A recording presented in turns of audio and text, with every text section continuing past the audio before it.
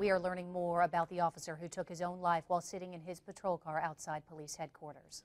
A close friend says Officer Ed Krosick was cancer-free. JSO says he shot himself during his overnight shift.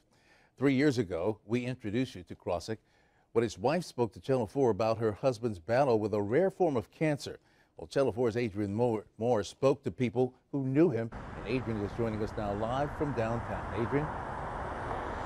Rob, Krosick's best friend tells us that he was built like a soldier and had a real soft spot for his 3 children. Over the course of the last 4 years, he beat cancer twice, all while doing the job that he loved so very much. And tonight, his family and friends are trying to figure out what could have possibly driven him over the edge.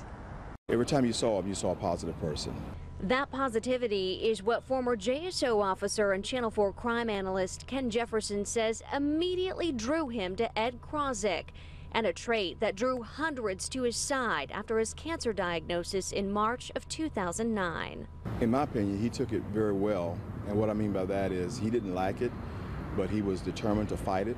He was determined to beat it. His attitude was always positive. The 46-year-old was part of the K-9 unit and a 20-year veteran on the force before he was found dead in his patrol car from an apparent self-inflicted gunshot wound. Well, it hurts.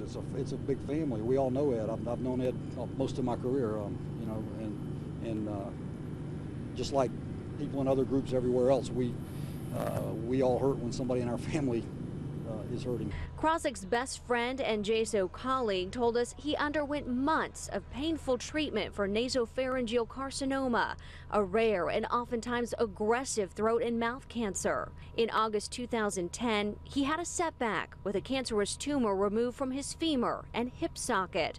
By 2011, Officer Krosick had lost nearly 30 pounds, but was cancer-free and back to work with a renewed hope and spirit. He was different in the fact that he had a different perspective on life. He appreciated people more. He appreciated life more. He talked about his family a lot. Close friends say the devoted father had seemed more tired and preoccupied in his final days, but because of his strong front and no-nonsense attitude, didn't push for an explanation. Now, with a wife, 2 sons, a daughter, and a mountain of loved ones and colleagues left behind, all can only wonder what could have driven a man who fought so hard for his life to suddenly decide to take it. Now, friends also tell us tonight that Krosick was a fixture over at Everbank Field working at Jaguars games and was always so thrilled to go out every weekend and sport his teal and black. Funeral arrangements, we should mention, are still pending, but friends and family members do tell us that they could happen as early as next Tuesday. Reporting live tonight from downtown, Adrian Moore, Channel 4, the local station. Adrian, we knew that he had a K-9. What's going to happen to his K-9 partner, Recon? Officer Krosick absolutely loved his dog, Recon. We understand in talking with some of his colleagues here at JSO that Recon is now staying with another handler until Recon can be assigned to another officer. Rob. All right, Adrian. Adrian Moore reporting live. Thank you.